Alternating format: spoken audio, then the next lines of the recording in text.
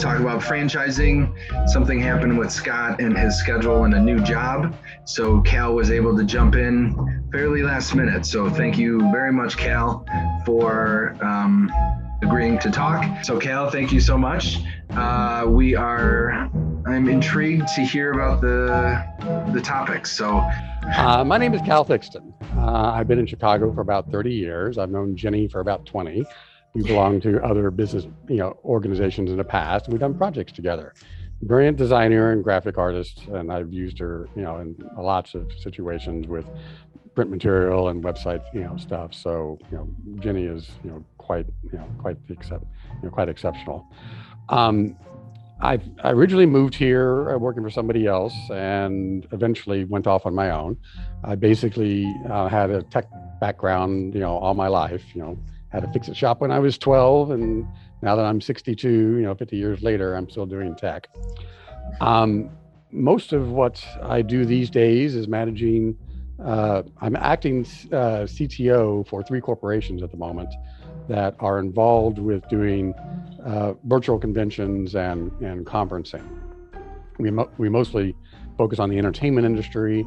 If anyone's familiar with Cameo, we're sort of a young version of them. The intent is to be able to connect celebrities with fans because concerts were kind of sort of killed and revenues kind of stopped. So the difficulty was how to keep these rich people rich, and how do we basically we use technology to sort of facilitate that. But my background, I was in field tech support for an outfit for a long time. I then went off and got involved with running a local internet service provider company. I bought companies, ran data centers, and hosted everything from dial-up to websites to e-commerce and stuff. Had clients ranging from Roger Ebert to the Financial Times of London to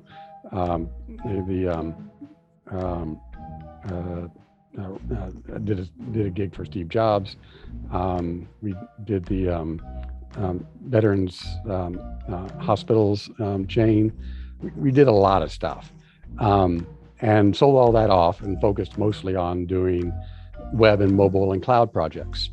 So these days, my mornings are usually occupied with people in several time zones with a few different languages, doing cloud and mobile stuff.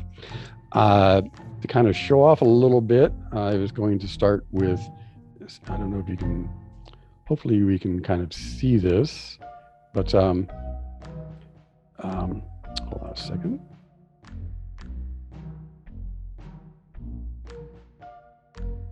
Can you see this? This is basically one of my websites listing a variety of projects we've done. Looks good.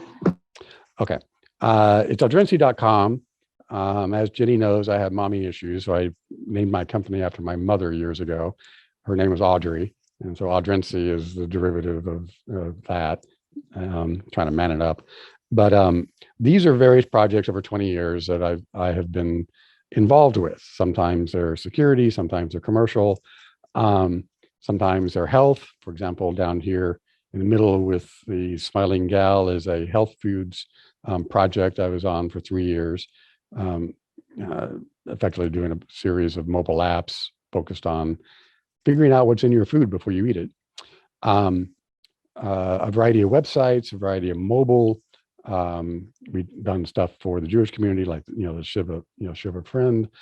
We did one of Samson, which is a hair salon. In fact, we even did the Salt Lake City Winter Olympics 2002, which was a sad story because politics got involved and we never got paid. So Mitt Romney owes me $80,000, which he refuses to pay for putting up this website. But today's projects are all involved with doing, here's one project we did for a radio station here in Chicago. It's called Q4.org. It's run by one of my kids. He has a studio space out on the west side. and does live streaming and services for folks like University of Chicago and other things.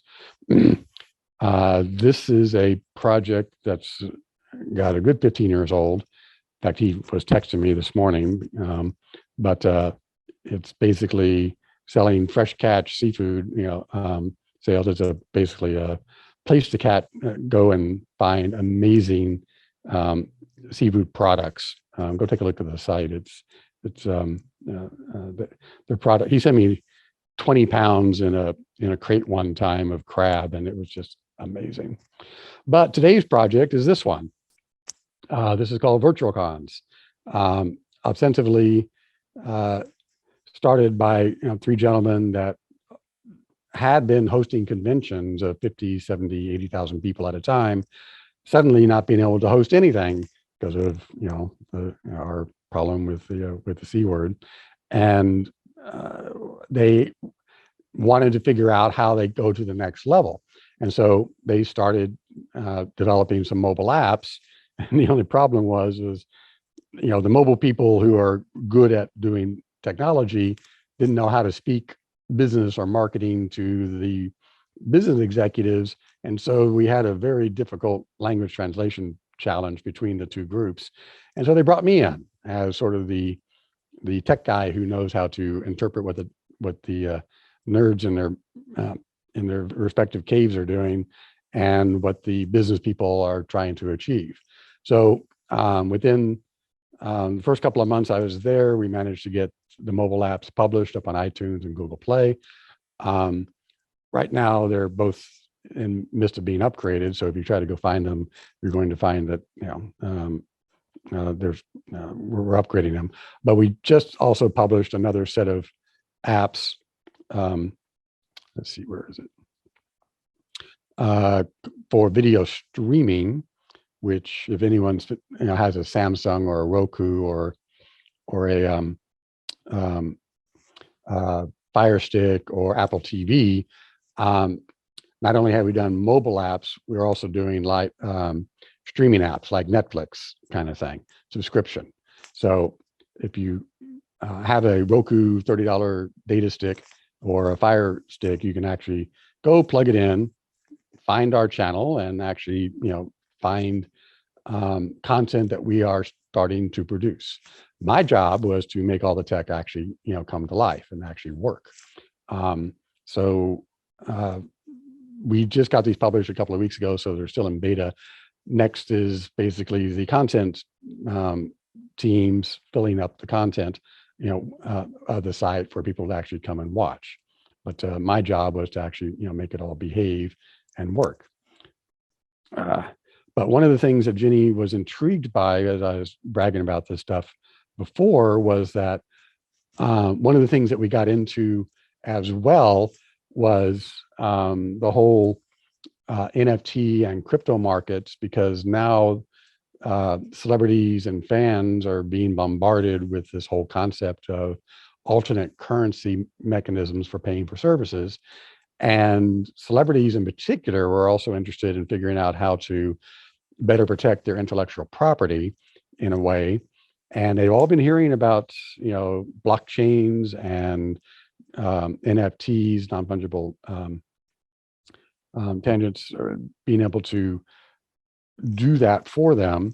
So last year we dived, headfirst into the whole issue, or the whole genre of doing NFTs.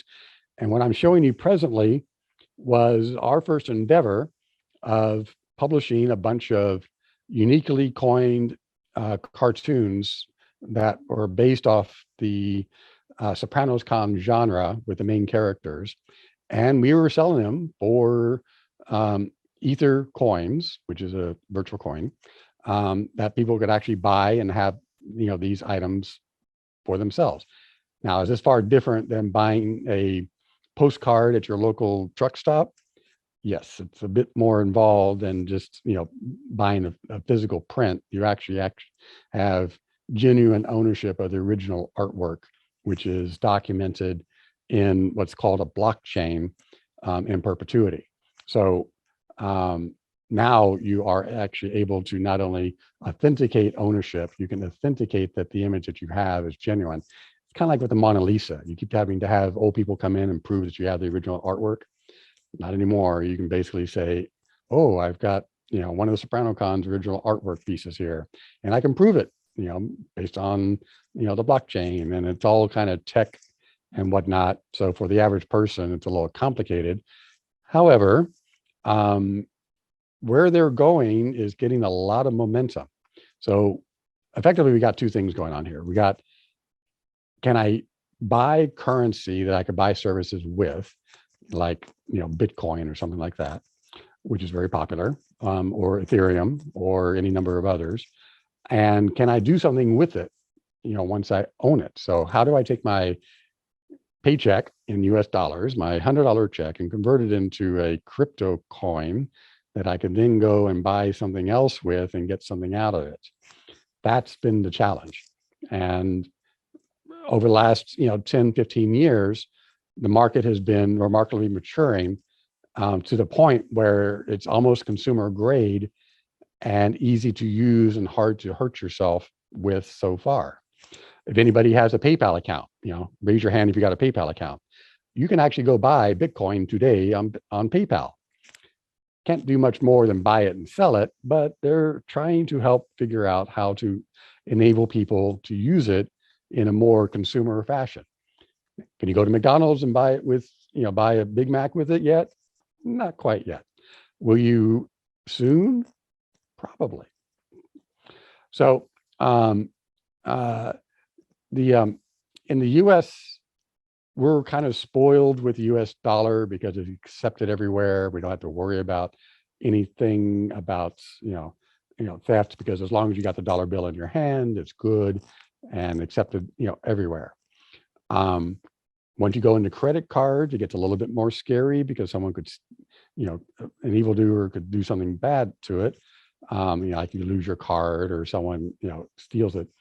But with cryptos, they're trying to deal with the making it hard to hurt yourself with using it paradigm. And they're getting really close. I wouldn't say it's entirely there just yet. It's still kind of a nerd's market to some extent, or the experts market, but it's getting really close. In our case, one of the things that the cryptocurrency world also allows you to have is you're allowed to mint your own currency. All right.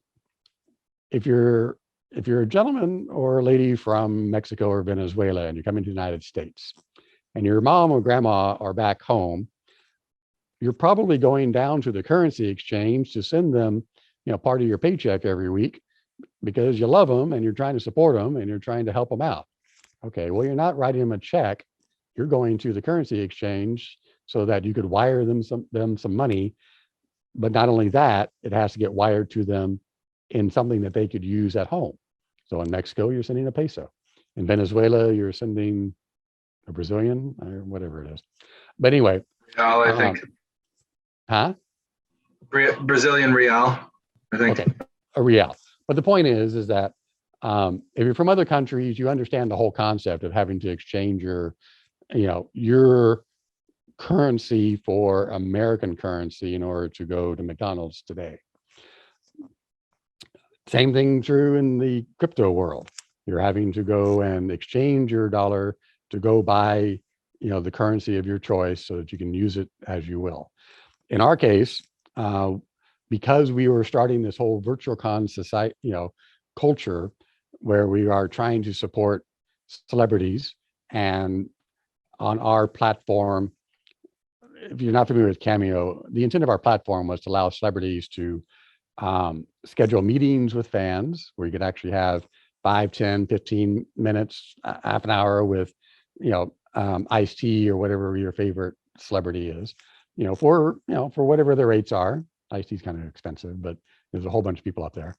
But, or you get a shout out, like you can have, one of your favorite celebrities send a greeting to your wife or your daughter or something for their birthday or anniversary or whatever, and they email a link to a video, doing whatever you want them to do, or autographs, or anything along those kinds of lines. Right now, it's all based on U.S. currency, although we have a large following in Mexico and Europe, and even in the Middle East. But right now, it's all in U.S. currency. But we're wanting to be more flexible and offer it in pesos and other exchanges. But one of the things that our executive board wanted to do was to sort of take that to the next level and facilitate implementing our own virtual coinage to do that, which would facilitate and simplify the ability of buying and selling services, from celebrities. And then if they want to pull it out into US dollars or whatever they want, they could do so. So VCon was the envision. We went through a brokerage firm based out of New York and has offices in Hong Kong. They basically did all the technical parts for us of publishing the coin and letting us sell and sign up people that wanted to buy the coin early. It's one of those penny stock kind of things where you don't put money in it that you can't lose. So, but it gets a lot of interest. This is a dashboard showing the VCon coin over, I think just today, as it toggles up and down between $1.05 and $1.75 over the last few hours. But this is kind of like the New York Stock Exchange in many ways, but for virtual coinage. The intent is to be able to let you see what's happening in the market share for your particular coin that you have or others that you want to invest in. Like the New York Stock Exchange and the London Stock Exchange and the others throughout the world, you can buy and sell whatever they offer. So, you go to the NASDAQ and you want to buy some, Amazon stock or PayPal stock or Apple stock or whatever. Cough over your money. They put some, number into your account of how many shares that you own. You're now the owner of something virtual, which you can't really touch, feel, or smell, but you actually have ownership of some stock. Same thing in the virtual coinage here. So in our case, I think the coin initially came out at 2 cents a share, and it's now up to 10, up to a whole dollar. Relatively speaking, that's quite a leap in valuation in less than 8 months, roughly. But the next level that we're going to go is not only allow people to buy and sell the coins, but we want to also integrate that into our platform so that if you wanted to, have, some celebrity, send a shout out to your evil mother-in-law and you want him to curse her out for some reason, you could pay him or her in virtual coinage and, and then, send it off to your mother-in-law and have her giggle all day. Trying to get to the next level where this virtual coinage is actually useful is a challenge. So right now, when you go to your Apple app or your Android app or you go on Netflix or whatever, all these platforms are basically letting you buy, your TV show or subscription in US dollars. We're wanting to be able to let you buy it in virtual coins. And, that's, roughly, in, 20 minutes or less, what we're hoping to do. And that will hopefully happen probably over the next year. The amount of technology involved in doing all this is pretty involved. We basically have quite a team of people involved here in putting this all together. Some of these people you might recognize, smile at the handsome one here, but these are some of the original founders and people that are involved, presently, including Mr. Ice-T, William Benson, Aman Asante, our CEO up here, Mr. Mata. But the but it's Michael's vision here that basically captured, sort of my support and my sort of liking where he was trying to go, which is why I've been on for like about the last year and a half, frankly. I've got an engineering team, and like I said, every morning at 8:30, we meet to talk about what we're doing, on the tech side, so that the marketing and the business people can go off and sell it, to the general market. But my mornings can have 2, 3, 4 time zones in it with a couple, 3 languages, and a variety of experts involved with either high high volume streaming, security, crypto, blockchaining, whatever the day's topics are. And there's a fair amount involved in keeping all this stuff running and working. So I mean, even today, for example, we're watching the news over in the Eastern Europe, and somebody Elon Musk went and put his satellites over the country, so people are live streaming from a sad situation. But the technology involved in doing all that is the kind of stuff that I'm not unfamiliar with, but is one of the reasons why we are so able to be seeing what's happening, these last sad couple of weeks that we're having to go through. But this technology is what is making making it all work. We're all staying connected. So it's now about 6 minutes to, and I don't want to sort of dominate the conversation. I'd love to be entertained with some questions here. Otherwise, I'll just babble on because I'm caffeinated. But thank you. But in short, that's what I'm doing. That's really interesting. Thanks, Cal. What do you? Yeah, I think there's a couple questions that I want to try to ask, but I also wanted to see if anyone else wanted to jump in with any questions first. Well, I feel like I'm so overwhelmed with what you just talked about, and I feel like I'm so behind. And so I'm trying to sign up for your newsletter. It tells me something went wrong, so that might be a thing for yourself. But geez, what's the next step? What do we do next? The whole world's going virtual, frankly. I mean, I can't say we're all going to be in our caves forever and not come out, but staying connected is about the only thing that's keeping us sane, and we got to foster that in some way. I mean, I got a bunch of grandkids around here who are in and out of school, and if they didn't get to go every day, they'd be monsters and just be an absolute terror. So I feel like what we're trying to do here is therapeutic for humanity in so many ways, because if we don't figure out some way of continuing on with the conversation, being able to connect. I may not be able to sit across from Ginny over amazing Indian food at times, but at least we can stay connected over the phone or in other ways, and still sort of acknowledge that we've known each other 20 years, and she still thinks I'm smart, so I still get to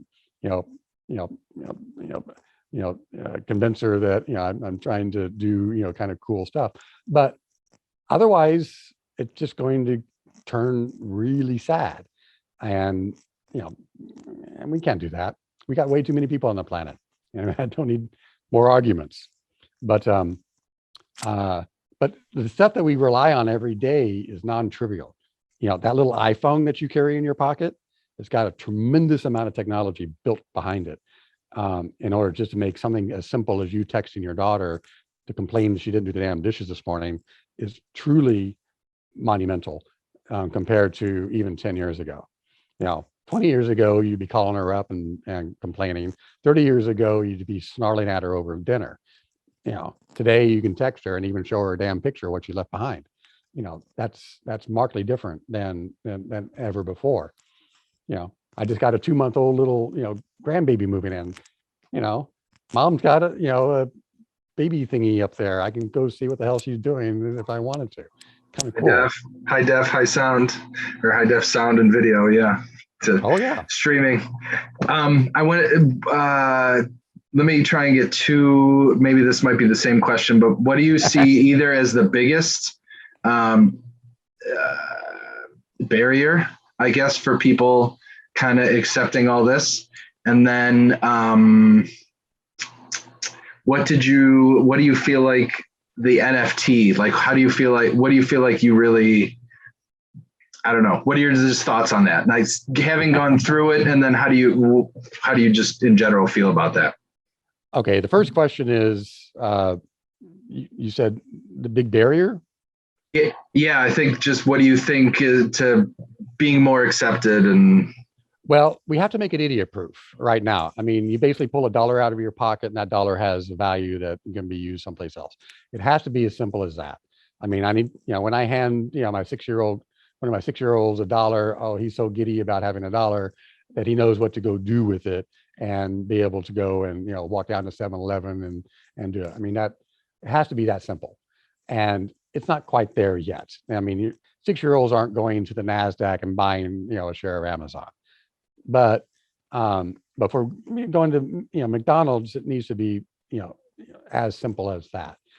So we do have to have better transparency, better accountability, better regulations involved in order to make it a more trusted way of doing things. Because right now, the crypto world really does want to be independent and unregulated and self-reliant in many ways. But the problem is that, even still, in every household, mom's in charge, somebody has to set the rules, someone has to sort of set the standards.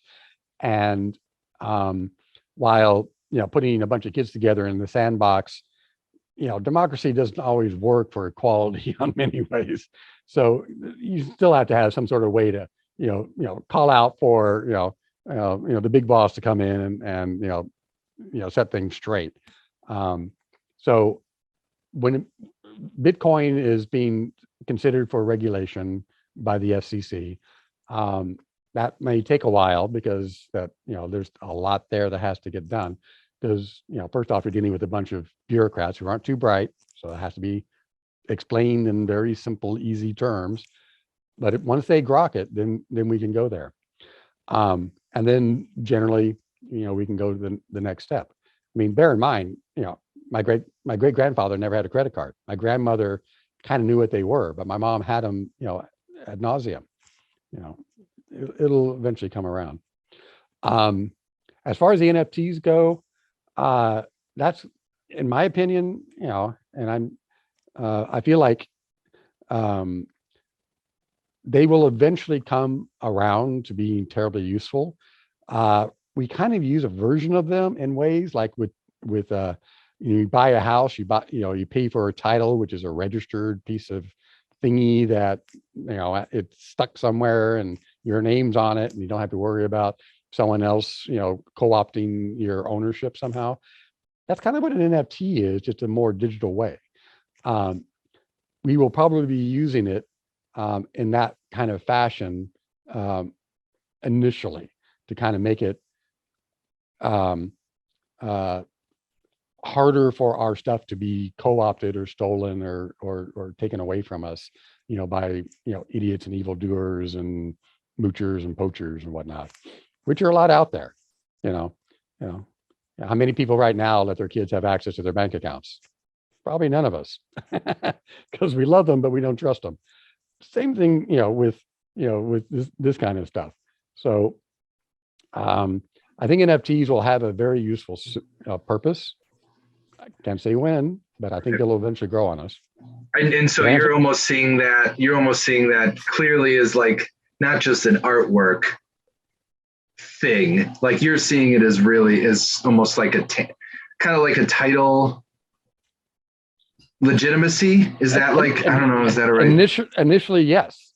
I mean, Michael, if you're telling me you're some heir to some rich person, I want to have lunch with you.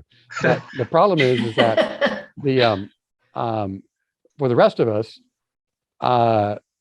we put a lot of faith into our banks and into our institutions that this stuff that we trust them with doesn't get misappropriated. That's how you develop family wealth. That's how you keep your house. That's how you keep your car. That's how you get your bills paid.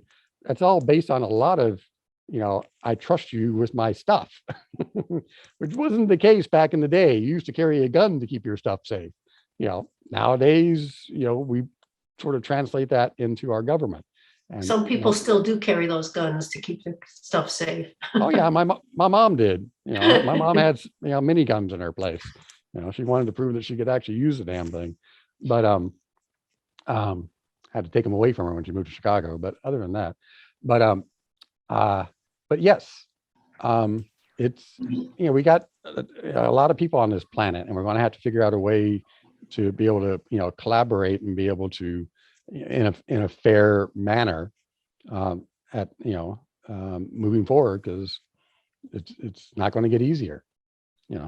About those NFTs, I heard about them initially when they were talking about artists selling their work that way. Mm-hmm. And Bill and I talked about it, and we thought it sounded more like a scam. I mean, you're taking money from somebody and letting them buy a digital piece of artwork, but if you can resell it to several different people, doesn't that take away the originality of it?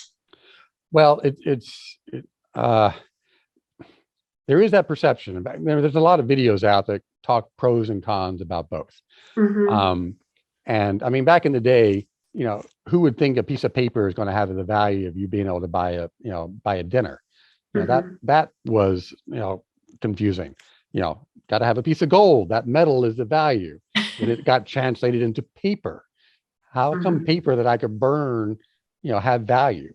Well, that leap, that emotional faith, that switching of dependence took a while, and it had the same pushback as as the currencies and the NFTs do today. Did it happen overnight? That piece of paper was originally backed by gold that the government had. Well, that was done to make the paper feel more dependable. Mm-hmm. We've also kind of gone off the gold standard in many ways since then, and yet people still have faith in the paper. But mm-hmm. when the paper first started getting printed, the faith wasn't there. People stole, stopped the the carriages in the West for the box of gold, not for the box of paper. back in the day, we got that same dilemma. Your kid running, on their iPhone, hitting up mom and dad for money. Mommy, send me something on paper, on my Apple Pay so I can go do this, whatever I'm doing.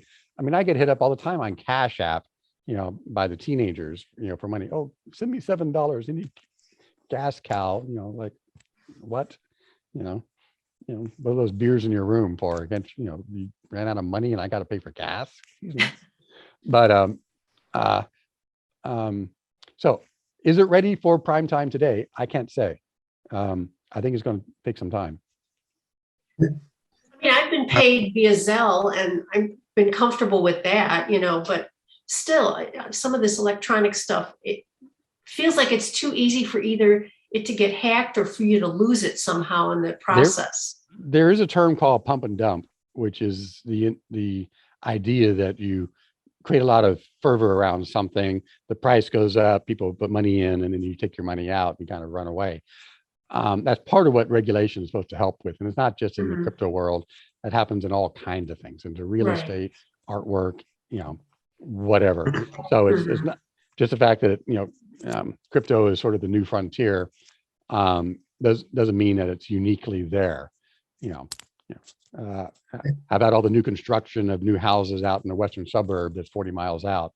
A lot of energy spent on trying to get excitement and raise the market value of those properties.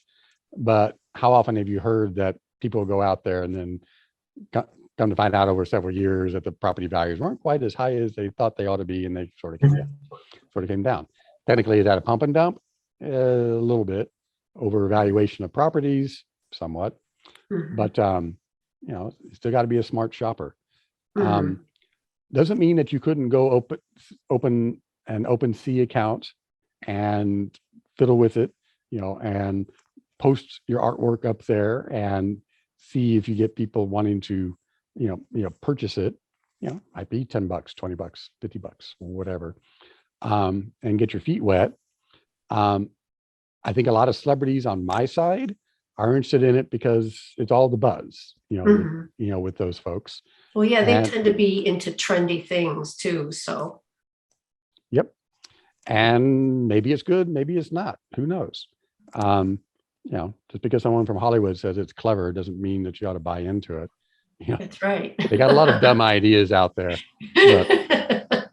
It's good. Yeah, I wouldn't trust too many things that celebrities. I know we're like way past the hour. I know I'm so way sorry. past the hour. I'm so sorry. But no, but this is fascinating. I appreciate it. I've listened to a bunch of presentations and stuff on NFTs, blockchain and similar that. Cal, I gotta say, you're one of the first people that you sound optimistic but cautious. Whereas I think at times I feel like there's a little bit of a fanboy thing, like you mentioned, it's kind of like all the rage, and so therefore, if you or anybody else is not doing it, we're missing out on. The terms that always concern me is like when, especially around like crypto, is like calling it like the creation of generational wealth, and that isn't to say it won't be or it can't be, but like just to go to that route, you know what I mean? Like say like, guess what? You're missing out on the possibility of making millions, but I guess we're again, I'm not saying that may or may not be the route, and but I guess for my question is, when it comes to NFTs, standardization of sorts of where the creation of value is, and I thought with NFTs, and correct me where I'm wrong, is like there's supposed to be like a unique identifier if I'm buying this, whatever this is, whether it's a tweet of something or some kind of artwork.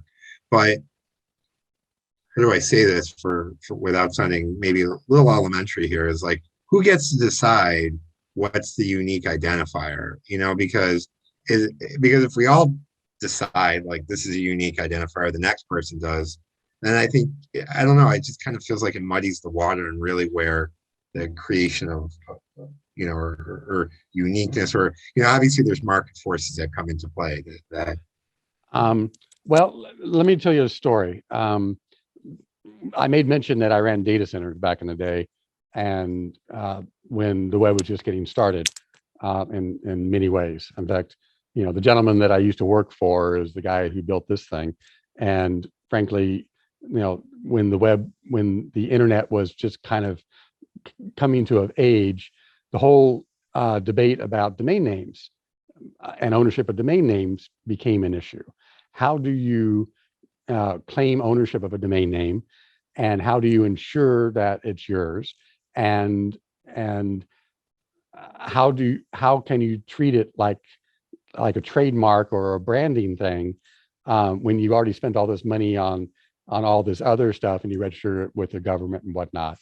And there was a case which actually is in Westlaw for any of the lawyers that are around here, that involved dragging my name into it, or actually my company, into the domain name ownership of something called bluenote.com, where we had a client that was in Columbia, Missouri, called Blue Note, a little bar, and we registered a domain name called Blue Note.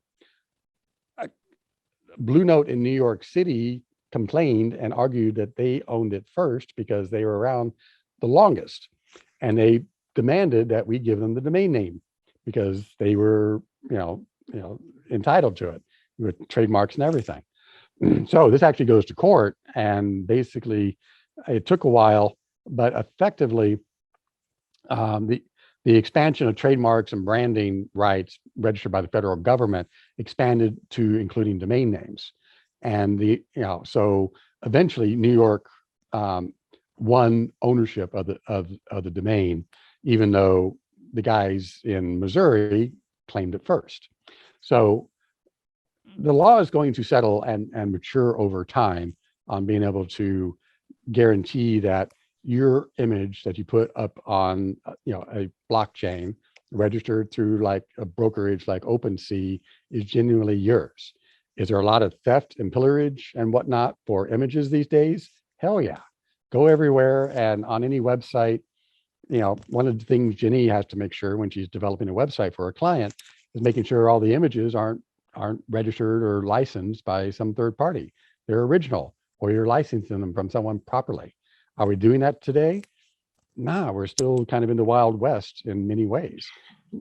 You're out in the middle of the West. How much of the land is actually yours? The surveyors aren't quite there yet. You just know you're to the tree line there and the river over there and the creek back there.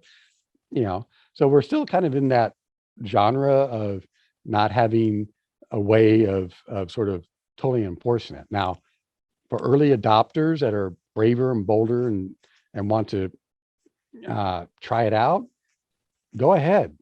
Just don't put your monthly mortgage into it. Just play with it with things that you can play with. But the kind of things that they're trying to go to are actually pretty cool. And one day our kids are going to say, "Hey, Dad, you didn't have that stuff back in the day." No, no, son. We didn't even think about it.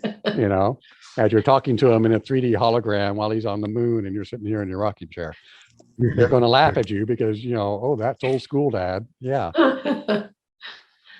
I don't know where it's going, but it'll be old school like iPhones are, for the kids today. So. And Corey, I think you were kind of wondering, like, you're also asking, like, where's the NFT 500, right? Like, kind of the like, where are they priced? If someone sells the Gorilla NFT, like, who decides that 750 grand, right? Is that kind of like what you're saying? I mean, now it just sounds like it's just plain market forces. If you're selling something and I want it, and you're selling it for X, and I'm willing to pay X, and that's what it's worth, right? And as opposed to it's an NFT without those additional. I feel like the unique characteristics aren't so much like that identifier piece, for instance, is so much. Well, the identifier just helps to demonstrate ownership. Houses are easier because you can't just move them around anywhere. Right. Understood. But the Mona Lisa is a little bit more fungible. It could be moved around wherever you care for. This is even more fungible because it's a piece of bits on a screen. In our case, we published 10,000 NFTs of the Sopranos genre, and we put out a good chunk of them to kind of jumpstart the market for the traders in this genre, because these are fanatics that just love this stuff. And so the market wasn't so much the open market of you and me thinking the Sopranos con, cranky old Italian guy was interesting. No, the market was these guys, the addicts that go to the concerts and the conventions and stuff, wanting to buy and trade this stuff. So, do I find diamonds interesting? People that buy diamonds interesting? Oh God, they're addicted to this stuff. It's, it depends on the market. Like bourbon, can I deal with the bourbon? I pretend to, but I don't know enough about them. But I got friends that buy $100 bottles of liquid. And I say, excuse me, my little margarita from 7-Eleven does the same job, and I'm happy with its price range. Yeah. Sorry. Yeah. Anyways, I'm fascinated by this. But sorry, I know we're like way past. I'll put this out. Anyone who wants to take me out for a margarita in Mexican at my favorite Mexican, I'll talk your ear off some more. So if you want to hit me up and go to lunch, I'll happily accept. So, where are you? Which part of the city? I'm in Wicker Park. I've been here 30 years. I forgot to mention that, I've been here 30 years because, the guy who built this called me up one day and said, "Cal, if you want to still work for me, you got to move to Chicago." So that's how come I'm living here. And then my boss pointed me to Wicker Park. So I've been here 30 years in November. Nice. So. Well, cool. Yeah, this was interesting. I think it's, I'm where Corey is. Like I don't know. I want to be skeptical, but I obviously want to be as educated as I can. I've seen, I did the financial world for 8 or so years. So I've seen a lot of random bubbles, so watching them firsthand. So I think that's my skepticism, but I also I understand Zelle, I see the benefit of that. And I understand having the trust of if you're doing these bigger purchases with whatever, I see both sides. So I'm deeply curious about how this unfolds. Well, you're talking to someone who doesn't have a Zelle account. I'll do Cash App and Apple Pay, and that's about it. Otherwise, it's cash out of the pocket. Right. I'm not entirely there. And then my kids are all, are very cash oriented. So, they're not into, credit cards or anything, fancy like that. So it's interesting. Yeah. But, I'm shocked. I've actually done Zelle and you haven't? yes. I'm old Wow. school on that front. Thank you. Definitely got Zelle, but refused to sign up for Venmo. So I feel your pain. Hey, I figure I got enough. The kids can adapt to my ways. I don't have to adapt to their ways. I'm the old guy. You want Well, to I will come? not be an early adopter of that stuff, so Yeah, as long I'll as, wait and see.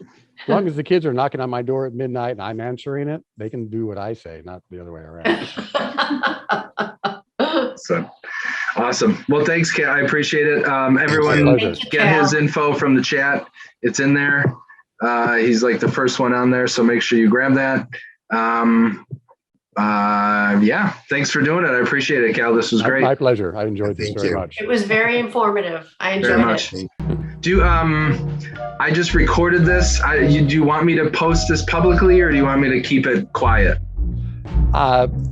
I didn't talk about anything that wasn't public, so go do. You didn't feel like there was any random claim? Okay, good. No, we are in the midst of being acquired. We're going to be subject to more SEC regulations over, the next year and whatnot. Yeah. Everything I said basically is just public information. There wasn't anything secret about, anything I, talked about. Gotcha. Everything I got is published. You can go confirm it yourself. As a CTO, I am under certain obligations to keep future plans, future ideas, future things, with the executive board. Yeah. On the other hand,